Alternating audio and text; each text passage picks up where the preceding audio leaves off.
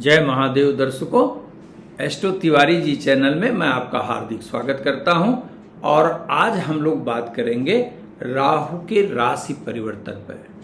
30 अक्टूबर 2023 को राहु वर्तमान की मेष राशि को छोड़कर मीन राशि में प्रवेश करेगा और मीन राशि में यह 18 मई 2025 तक गोचर करेगा। तो इतने लंबे राहु के गोचर का प्रत्येक राशि पर क्या फर्क पड़ने वाला है ये हम आपको बताएंगे। लेकिन इसके पहले हम आपको दो बातें बता दें कि आपकी जन्मकालिक राशि से ही गोचर पर विचार किया जाता है, ये हमेशा ध्यान रखिए। जब कभी भी आपको अपना गोचर देखना हो, मान लीजिए राहु का गोचर देखना हो, तो सबसे पहले आप चंद्रमा से उसकी अवस्था को गिन लीजिए कि वो कहाँ है। इसके पश्चात और सूक्ष्मतम विचार के लिए लग्न कुंडली में राहु की स्थिति पर विचार करिए। और सूक्ष्मता से विचार करना है तो आप देखिए कि क्या आप राहु के दशा से गुजर रहे हैं या अंतरदशा से या प्रत्यंतर दशा से। यदि नहीं तो जन्म कुंडली में राहु किन ग्रहों के साथ बैठा हुआ है, ये 3 मेजर पैरामीटर आपको ध्यान रखना होगा। अगर सूक्ष्मता से आपको बताना है तो, जानना है तो आज हम सिर्फ राहु पर विचार करेंगे।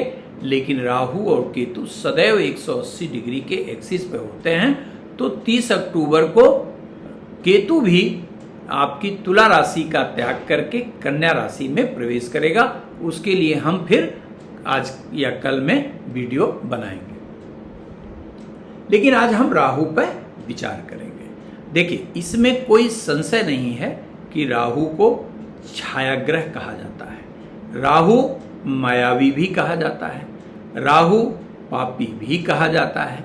यह भ्रम की स्थिति पैदा करने में सिद्धहस्त होता है। यह आपको किंग कर्तव्य विमूढ़ करने में सिद्धहस्त होता है, इसमें कोई संशय नहीं है।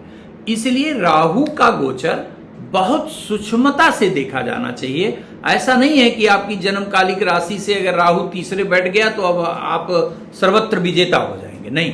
बहुत बार ऐसी स्थितियां होती हैं कि राहु के तृतीय, छठे और एकादश के गोचर में आपको सर्वाधिक परेशानी आती है।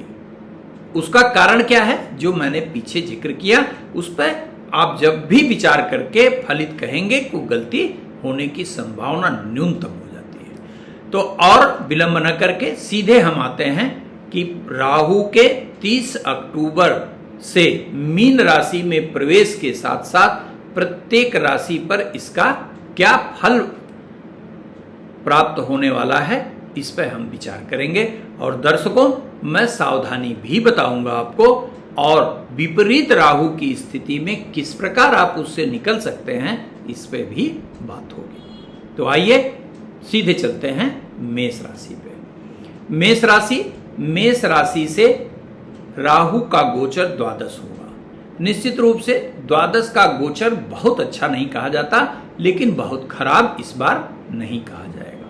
कारण उसका क्या है कि राहु मीन राशि में जब प्रवेश कर रहा है तो मीन राशि को जलीय राशि कहा जाता है और आपकी राशि से इसे मोक्ष त्रिकोण का राशि भी कहा जाता है, जिसके फलस्वरूप सामान्यतः राहु का गोचर आपके खर्चों को बढ़ाने वाला, थोड़ा पारिवारिक विवाद में मानसिक उलझन पैदा करने वाला, अनिद्रा की शिकायत पैदा करने वाला, यदि आप उच्च रक्तचाप से पीड़ित हैं तो रक्तचाप के अनियंत्रित होने की थोड़ी सी गुंजाइश को बढ़ा देने वाला कहा जाएगा। लेकिन इसी के साथ साथ यदि आपको विदेश पढ़ने जाना है, नौकरी करने जाना है, आप पीछे बार बार प्रयास करके थक गए, अब फिर से प्रयास करिए। निश्चित रूप से द्वादश भाव में गोचर कर रहा राहु आपके लिए परम उपयोगी सिद्ध होगा, अर्थात विदेश जाने का मार्ग प्रशस्त करने वाला कहा जाएगा। यहां एक बात और ध्यान रखिएगा कि द्वादश भाव में गया हुआ राहु आपको लंबी यात्राओं के लिए प्रेरित करता है, बार बार यात्रा करनी पड़ेगी। तो यदि ऐसे अवसर आए तो उसे बिल्कुल ही कार्य क्षेत्र भी, मुख्य रूप से कार्य को करने के लिए जब यदि कोई ऐसा अवसर आए तो आपको ऐसा अवसर बिल्कुल गंवाना नहीं चाहिए। इसी के साथ पारिवारिक रूप से भी आपको आनंदित रहने के लिए अपने टेम्परामेंट पे नियंत्रण रखना होगा, अपनी जेब पे नियंत्रण रखना होगा और अपने सगे संबंधियों से व्यवहार को ठीक रखना होगा। इतनी बातें राहु पर विशेष रूप से आपको ध्यान देनी होगी। इसके अतिरिक्त यदि कहीं आप कंसल्टेंसी से को संबंधित कोई काम करते हैं किसी भी प्रकार से, चाहे ज्योतिषी हैं आप, वकील हैं आप, चार्टर्ड अकाउंटेंट हैं या साइकिट्रिस्ट हैं, कोई भी किसी प्रकार का मेडिकल से संबंधित है, तो ये समय आपके लिए विशेष रूप से लाभकारी सिद्ध होने जा रहा है। इसके पश्चात वृषभ राशि। वृषभ राशि से राहु का गोचर एकादश होगा। एकादश भाव गतो राहु सर्वारिष्ट विनश्यते। एकादश भाव में राहु का गोचर आपकी समस्त समस्याओं का समाधान करने के लिए पर्याप्त कहा जाएगा। कोई भी कार्य जो आप करते हैं यदि उसमें बार बार विघ्न आ रही है, सोच के भी प्रयास करने का बिल्कुल तैयारी करने के बाद भी अगर आप नए कार्य का प्रारंभ नहीं करा पाए या रुके हुए कार्य को संपादित नहीं कर पाए तो ये आपके लिए बेहद अनुकूल गोचर कहा जाएगा। मुख्य रूप से ऐसे कार्य जो बड़े कठिन आपको दिखाई देते हैं, चुनौतीपूर्ण दिखाई देते हैं, उनको जरूर करिए, आपको पूरी सफलता मिलने की संभावना कही जाएगी। यदि नौकरी में है तो प्रमोशन के भी सुंदर अवसर मिलेंगे और यदि कहीं कंपटीशन की तैयारी कर रहे हैं तो आप समझ लीजिए आपके भाग्य का दरवाजा यह खोलने वाला राहु कहा जाएगा। जम के मेहनत करिए, प्रतियोगी परीक्षा की तैयारी करिए, राहु आपको स्टेबिलिटी प्रदान करके ही उतरेगा। लेकिन यदि आप पढ़ चुके हैं, नौकरी की तलाश कर रहे हैं, बार बार इंटरव्यू दे रहे हैं, सफलता नहीं मिल रही है, तो जब भी इंटरव्यू में जाएं तो ओम रांग राहवे नमः उस दिन 108 बार पढ़ के घर से निकले, निश्चित रूप से आपको सफलता मिलेगी। मिथुन राशि। मिथुन राशि से राहु का गोचर दशम होगा। दशम का राहु कहा जाता है कि 10वें घर में राहु दुनिया बस में, राहु दशम दुनिया बस में, तो दशम भाव का राहु बेहतर परिणाम प्रदान करने वाला सिद्ध होगा। मुख्य रूप से यह राहु दशम भाव का स्वतंत्र प्रकार के कार्य करने वालों के लिए अमृत तुल्य परिणाम प्रदान करता है। जैसे यदि आप राजनीति करते हैं, यदि आप स्वतंत्र व्यवसाय करते हैं, यदि आप कंसल्टेंट हैं, यानी अगर आप अंडर सबऑर्डिनेशन काम नहीं करते हैं तो यहां पर राहु बेहद सुखद परिणाम प्रदान करने में सफल होता हुआ दिखाई देता है। आपके कार्य में बढ़ोतरी होगी, आपका परिवार में और समाज में मान सम्मान भी बढ़ेगा। इसी के साथ साथ यदि आप राजनीतिक व्यक्ति हैं, चुनाव लड़ने जा रहे हैं और अन्य ग्रह स्थिति अनुकूल है तो निश्चित रूप से आप समझ लीजिए कि चुनाव में आप विजयी होने जा रहे हैं। लेकिन यदि आप नौकरी कर रहे हैं तो ऐसा नहीं है कि नौकरी करने वालों के लिए हानि पहुंचाने वाला, बिल्कुल नहीं। लंबे समय से प्रतीक्षित यदि आपका प्रमोशन है तो राहु आपको प्रमोशन निश्चित रूप से सुनिश्चित कराएगा। यदि आपका अप्रेजल पेंडिंग है तो थोड़ा प्रयास करिए, वह भी आपको प्राप्त होगा। डिजायर्ड ट्रांसफर भी होगा। यदि ये सरकारी अधिकारी हैं तो शासन सत्ता का पूरा सहयोग मिलेगा और जहां चाहेंगे वहां स्थानांतरण की पूरी संभावना कही जाएगी। यहां पर दशमस्थ राहु आपका सम्मान बढ़ाने के साथ साथ परमानेंट सोर्स ऑफ इनकम भी क्रिएट करने में आपकी पूरी मदद करेगा। अर्थात सभी प्रकार से आपके लिए यह राहु कल्याणकारी कहा जाएगा। कर्क राशि। कर्क राशि से राहु का गोचर भाग्य भाव में होगा। भाग्य भाव यद्यपि राहु के लिए बहुत अच्छा नहीं है, लेकिन फिर भी चूंकि त्रिकोण का घर है इसलिए यहां पर राहु निश्चित रूप से आपको बेहतर परिणाम प्रदान करेगा और मुख्य रूप से आपको थोड़ा भाग्य का समर्थन मिलेगा और धार्मिक कार्यों से विशेष सफलता प्राप्त होगी। आपके अंदर स्वाभाविक रूप से धर्म के प्रति रुचि बढ़ेगी, अनुष्ठान की प्रवृत्ति बढ़ेगी, पूजा पाठ में मन भी लगेगा। ये बड़ा अच्छा गोचर उन जातकों के लिए है जिनके बच्चे धार्मिक कार्यों में रुचि नहीं रखते। आपका बच्चा छोटा है, आप उससे कहिए कि बेटा अगरबत्ती जला दो, हनुमान चालीसा पढ़ लो, तो कहता है सब फालतू है, बकवास है। ऐसे बच्चों को प्यार से अगर धीरे से आप उनको ये समझाएं तो यहां पर बैठा हुआ राहु चमत्कारिक रूप से उनके व्यक्तित्व में परिवर्तन करेगा और उनका आध्यात्मिक पक्ष सबल होगा, चारित्रिक पक्ष सफल होगा और शिक्षा के क्षेत्र में उन्हें विशेष सफलता भी प्रदान कराएगा। आपके भाग्य भाव का राहु लंबी यात्राएं कराएगा, लंबी यात्रा कराने में आपको पूरा पूरा लाभ भी प्रदान करेगा। यहां लेकिन एक बात ध्यान जरूर रखिएगा, यदि आप किसी अनुवांशिक रोग से ग्रस्त हैं, जैसे आप डायबिटिक से परेशान हैं या आपको कहीं न्यूरो से संबंधित कोई प्रॉब्लम है, तो आपको पैर में थोड़ी सी चोट लग सकती है या पैर में दर्द की शिकायत हो सकती है, ये जरूर ध्यान रखिएगा। तो राहु के इस गोचर का लाभ लेने के साथ साथ शारीरिक रूप से कैसे आप स्वस्थ रहेंगे, नियम से एक माला महामृत्युंजय की करिए। यदि नहीं कर सकते तो ओम भ्रांग भ्रींग भ्रौंग सह राहवे नमः निश्चित रूप से आपको पढ़ना चाहिए। सिंह राशि के लिए राहु का गोचर थोड़ा सा खराब कहा जाएगा। अष्टम भाव में गया हुआ राहु प्रत्येक कार्य में बाधा पहुंचाने वाला कहा जाएगा।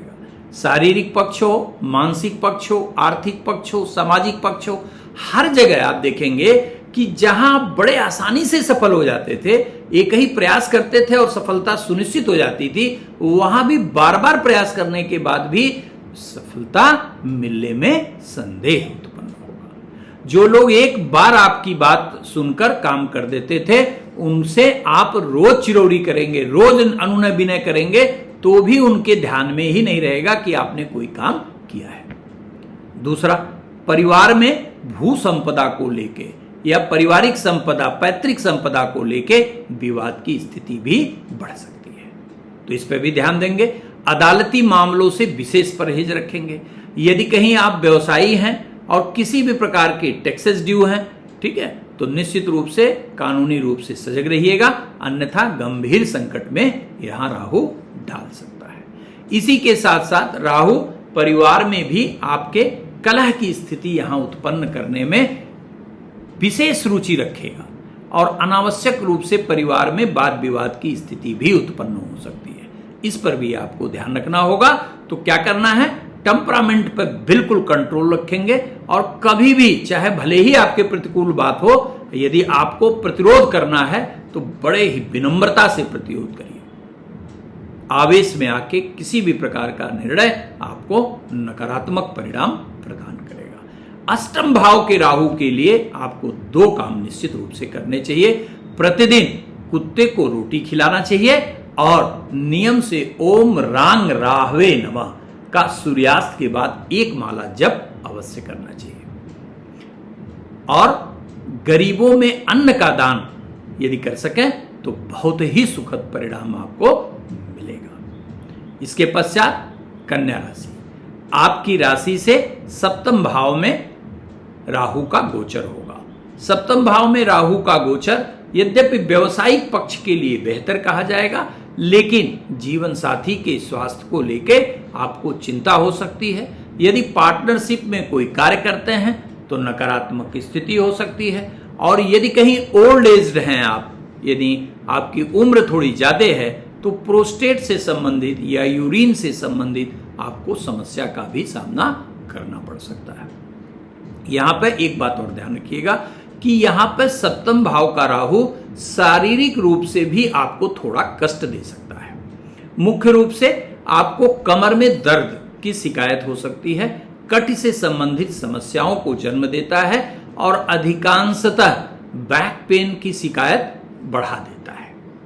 और इसी के साथ साथ आपको तेज वाहन चलाने पर दुर्घटना भी प्रदान कर सकता है।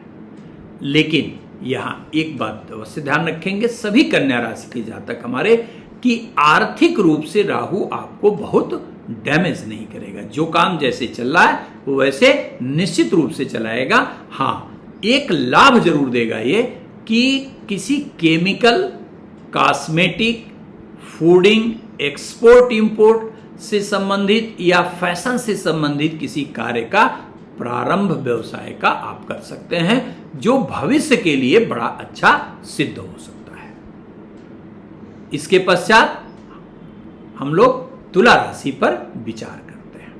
तुला राशि आपकी राशि से छठे राहु का गोचर होगा। छठे राहु का गोचर अर्थात संपूर्ण मनोकामनाओं को पूर्ण करने वाला, हर प्रकार से आपकी मनोकामना पूर्ण करने वाला कहा जाएगा। कितना भी शत्रुओं से परेशान रहे हो, शत्रुओं पर विजय पाएंगे। आपके कार्य में कैसी भी बाधा क्यों ना आ रही हो, धीरे धीरे सारी बाधाएं देखेंगे आपकी समाप्त होती जाएंगी। यदि राजनीति के क्षेत्र में है तो निश्चित रूप से राजपद आपको प्राप्त होगा, राजनीति में सफलता मिलेगी, सम्मानित पद प्रतिष्ठा की प्राप्ति भी कही जाएगी। और हमारे वे दर्शक जो प्रतियोगी परीक्षा की तैयारी करते हैं, उनके लिए यह स्वर्णिम काल कहा जाएगा। आप तैयारी करिए। छठे भाव का राहु निश्चित रूप से आपको सरकारी सेवा प्रदान करेगा, और यदि प्राइवेट में जॉब करना चाहते हैं तो भी यह आपको उच्च पदस्थ करेगा, उच्च पद पर बैठाएगा। राहु यहां आपके आर्थिक स्थिति में भी व्यापक परिवर्तन करेगा। नए नए सोर्स ऑफ इनकम क्रिएट होंगे और पुराने किए हुए कार्यों से भी आपको अच्छे आर्थिक लाभ की गुंजाइश बनाएगा। यदि कुछ ध्यान देना है यहां पे आपको, तो सिर्फ एक ही बात पे ध्यान देना है कि आप अत्यधिक किसी को भी सताइएगा बिल्कुल नहीं। ऐसा ना हो कि आप अधिकार क्षेत्र आपका बढ़ जाने से, आर्थिक क्षेत्र के समृद्ध हो जाने से आप दूसरे के शोषण पे आ जाए, ऐसा काम बिल्कुल मत करिएगा। अन्यथा राहु को चंडाल भी कहा जाता है, अचानक ऊंच और नीच का मालिक भी कहा जाता है। आपके समझ में ही नहीं आएगा कि इतने सुखद स्थिति से कैसे आप जमीन पे आ गए। ये बात ध्यान रखिएगा। इसके पश्चात वृश्चिक राशि। वृश्चिक राशि में आपको थोड़ी सावधानी रखनी है, और सावधानी किससे? इमोशन पे। आपको अपने इमोशन पे ध्यान देना है। आपको गैम्बलिंग की प्रवृत्ति से बचना है। आपको जोखिम भरे निर्णय लेने से बचना होगा। यदि इन तीन चीजों पर आप नियंत्रण रखें तो निश्चित रूप से पंचम भाव का राहु बहुत सुखद तो नहीं है, लेकिन त्रिकोणस्थ है और अन्य ग्रही स्थिति बेहद सुखकारी है। इसलिए यह आर्थिक क्षेत्र में आपके आशा से अधिक लाभ की स्थिति देने में सक्षम कहा जाएगा। साथ ही साथ इन्हीं 18 माह में आपको इच्छित भूमि भवन भी मिलने की संभावना है, और आप वाहन भी अपना खरीद सकते हैं। आपकी राशि से पंचम भाव में राहु का गोचर आपको ख्याति लब्ध तो निश्चित रूप से बनाएगा, ख्याति भी प्रदान करेगा, लेकिन बस यह ध्यान आपको जरूर रखना है कि कोई भी निर्णय आपको पूरे 18 मई 2025 तक बिना सोचे विचारे कोई निर्णय बिल्कुल नहीं करना है। इसके पश्चात धनु राशि।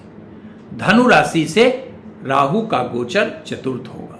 चतुर्थ भाव में राहु का गोचर प्रतिकूल परिणाम प्रदान करने में सक्षम कहा जाएगा। राहु चतुर्थ भाव में जब गोचर करेगा तो सबसे पहले ये आपके हैप्पीनेस पॉइंट को डैमेज करने की कोशिश करेगा। आपके समझ में ही नहीं आएगा कि सब चीजें तो ठीक है, हमारी सोर्स ऑफ इनकम भी ठीक है, परिवार के लोग भी ठीक है, बाहर भी मेरे रिलेशन ठीक है, फिर मुझे क्यों अच्छा नहीं लग रहा है, कुछ भी आनंद नहीं आ रहा है, उमंग का अभाव क्यों हो रहा है। बड़ा अजीब सा जो है आपको एक कसमकस की स्थिति ये पैदा करने वाला ग्रह कहा जाएगा। तो ध्यान रखिएगा, आप अपनी बॉडी लैंग्वेज को मेंटेन रखिएगा, अपने डिसिप्लिन को मेंटेन रखिएगा और वर्कआउट नियम से करते रहिएगा। यहाँ पर राहु के इस गोचर में माता के स्वास्थ्य पर थोड़ा ध्यान रखिएगा, और यदि भूमि भवन खरीदना हो तो आवेश में बिल्कुल नहीं खरीदेंगे। जो भी भवन खरीदना है, आवास खरीदना है, बारीकी से उसकी जांच करके तभी आगे बढ़िएगा, अन्यथा भूमि विवाद की स्थिति में आ सकती है। दूसरी एक अहम बात और ध्यान रखिएगा कि यहां पर चतुर्थ भाव में गोचर करने के कारण राहु आपको पद का लाभ जरूर देगा, प्रमोशन भी देगा, जो लंबे समय से जहां जाने का प्रयास कर रहे थे वहां भी आपकी इच्छा के अनुसार प्रमोशन देगा, आर्थिक लाभ भी देगा, लेकिन आनंद नहीं देने देगा। तो क्या करना चाहिए आपको आनंद प्राप्त करने के लिए? आपको यथासंभव सोमवार और शनिवार को निकट के शिवालय जाके देवाधिदेव महादेव का अभिषेक करना चाहिए और ओम भ्रांग भ्रिंग भ्रंग सह रावे नमः एक माला अवश्य पढ़ना चाहिए। मकर राशि, मकर राशि के लिए 30 अक्टूबर 2023 से 18 मई 2023 तक का समय चमत्कृत करने वाला कहा जाएगा, अर्थात अनएक्सपेक्टेड गेन देगा, आपके पराक्रम में वृद्धि करेगा, आपका ओज बढ़ाएगा, आपके अंदर का साहस बढ़ाएगा और लाइफ में जितने चैलेंजिंग काम आपके हैं सब पूरा कराएगा और सफलतापूर्वक पूरा कराएगा। यहां पे आपकी नेचर आप जॉब बदल सकती है, ठीक है, आप अपने नौकरी में परिवर्तन कर सकते हैं, व्यवसाय में भी परिवर्तन कर सकते हैं। हां, थोड़ा सा हानि यहां पे एक अवश्य दिखाई देती है कि आपके अनुज जो है, भाई हो या बहन हो, उनकी स्वास्थ्य आपको पीड़ा पहुंचा सकती है। लेकिन चाहे शारीरिक पक्ष हो, आर्थिक पक्ष हो, मानसिक पक्ष हो, सामाजिक पक्ष हो, प्रत्येक क्षेत्र में राहु आपको चातुर्दिक सफलता प्रदान कराने में सक्षम कहा जाएगा। इसके पश्चात कुंभ राशि, कुंभ राशि से राहु का गोचर द्वितीयस्थ होगा। आर्थिक क्षेत्र के लिए तो बहुत सुखद कहा जाएगा, नए व्यवसाय का प्रारंभ होगा, नौकरी में भी आपकी सैलरी बढ़ेगी, इंक्रीमेंट बढ़ेंगे, प्रमोशन मिलेंगे, आर्थिक क्षेत्र में विकास होगा, परिवार के सदस्यों की वृद्धि होगी और आपका मान सम्मान भी बढ़ेगा। लेकिन द्वितीय भाव में गया हुआ राहु पारिवारिक विवाद देगा, पैतृक संपदा को लेके विवाद की स्थिति ले आएगा और आपकी वाणी के कारण शत्रु पैदा होंगे। इसलिए आपको अपने टेम्परामेंट पे और आपको अपनी बातचीत पर विशेष रूप से नियंत्रण रखना होगा, अन्यथा गंभीर संकट की स्थिति में आप आ सकते हैं, ये अवश्य ध्यान रखिएगा। लेकिन यदि आप अपने व्यवहार को संतुलित किए, अपने चरित्र को बेहतर बना के चले, थोड़ा आध्यात्मिकता का सहारा लेते हुए, तो आर्थिक क्षेत्र में जितनी भी नकारात्मकता है आपकी वर्तमान में, चाहे कितना भी बड़ा कर्जा क्यों न हो, आपका राहु पूरा करेगा, उसे भरा देगा। आप कर्ज मुक्त होने में बिल्कुल ही सफल होंगे और आर्थिक क्षेत्र में नए नए कार्य आपके पास आएंगे और आप सफलता भी प्राप्त करेंगे।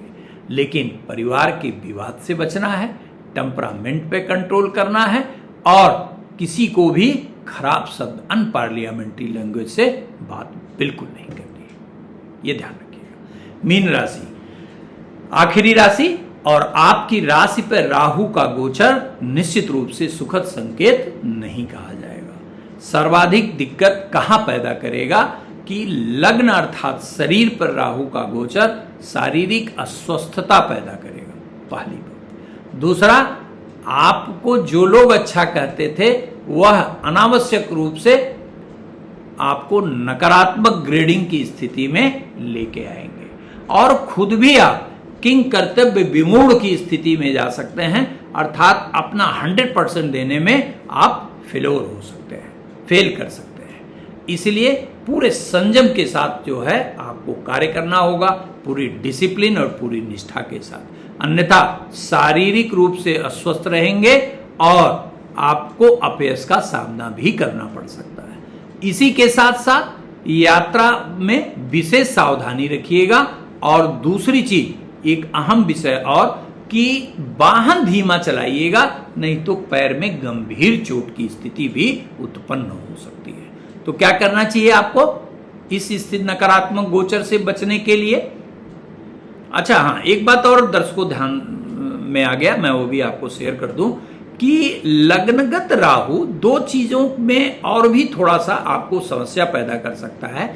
एक तो जो कार्य आप न किए हों उसका भी अपराधी आपको बना सकता है, ये ध्यान रखिएगा।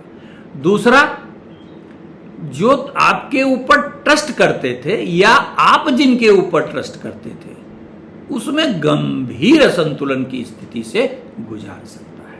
यानी आपके अपने ही लोग आपका पैर खींचना प्रारंभ कर सकते हैं। ये बातें जरूर ध्यान रखिएगा।